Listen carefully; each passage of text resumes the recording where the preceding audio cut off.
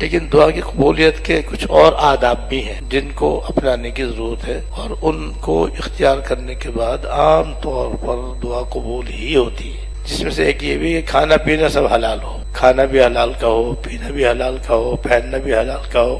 رہنا بھی حلال کا ہو، کیونکہ جو آدمی حرام کھاتا ہے تو اگر ایک لقمہ بھی حرام کا منہ میں ڈال لے اور وہ اس کے پیٹ میں چلا جائے، 40 دن تک نہ فرض عبادت قبول ہوتی ہے، نہ نفل نہ دعا، 40 ایک لقمے کی وجہ سے۔ اب جس کا سارا کھانا ہی حرام کا ہو، پینا ہی حرام کا ہو، لباس بھی حرام کے پیسوں کا ہو، جیسے رشوت کے پیسوں کا یا سود کے پیسوں کا یا چھین کر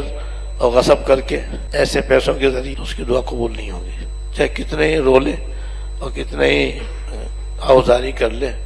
اس کی دعا قبول نہیں ہو سکتی۔ لہذا سب سے پہلے یہ ہے کہ اپنے کھانا پینا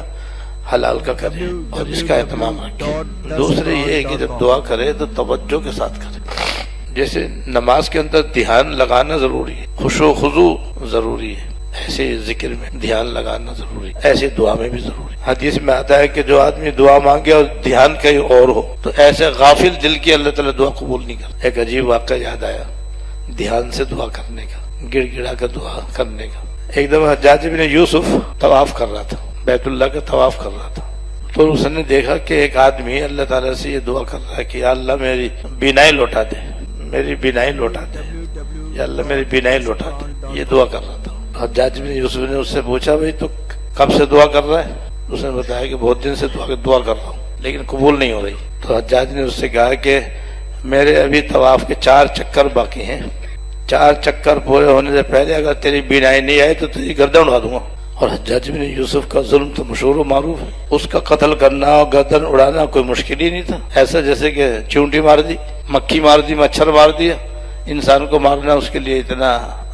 اللہ بچائے آسان تھا۔ جب اس نے سنا کہ حجاج بن یوسف یہ کہہ رہا ہے تو وہ تو کانپنے لگا، ابھی تو آنکھوں کو رو رہا تھا، اب جان کے لالے پڑ گئے، اب جان کے لالے پڑ گئے کہ بھئی اگر اس کا طواف پورا نہ ہوا اور بینائی واپس نہ آئی تو میں ہی گیا، آنکھیں تو پہلے ہی چلی گئی، اب میں بھی چلا گیا۔ اب تو جناب اس نے جو رو رو کے دعا کرنی شروع کی اور گڑ گڑا کے اس نے دعا شروع کی، تو حجاج کا چوتھا چکر پورا ہونے سے پہلے بھی نہیں آ گئی۔ تو حجاج بن یوسف نے کہا کہ تو اس سے پہلے دعا کر رہا تھا تو لاپرواہی میں دعا کر رہا تھا، دھیان سے نہیں کر رہا تھا، گڑ گڑا کے نہیں کر رہا تھا۔ جب میں تجھ کو یہ دھمکی دی تو اب تو نے خوب گڑ گڑا کے دعا کی، دیکھ دعا قبول ہوئی نہیں ہوئی۔ یہ حقیقت ہے کہ ہماری جو دعائیں قبول نہیں ہوتی ہیں نا، اس کے اندر ہماری کوتاہی کا دخل ہے، ہماری ہی غفلت کا دخل ہے کہ ہم گڑ گڑاتے نہیں ہیں، ہم رو رو کر دعا نہیں کرتے۔ حدیث شریف میں یہ ہے کہ یا تو دعا کرنے میں رو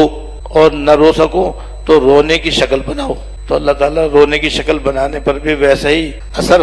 پیدا فرما دیتے ہیں جو سچ مچ رونے پر فرماتے ہیں۔ تو رونے کی شکل بنانا تو ہم سب کے اختیار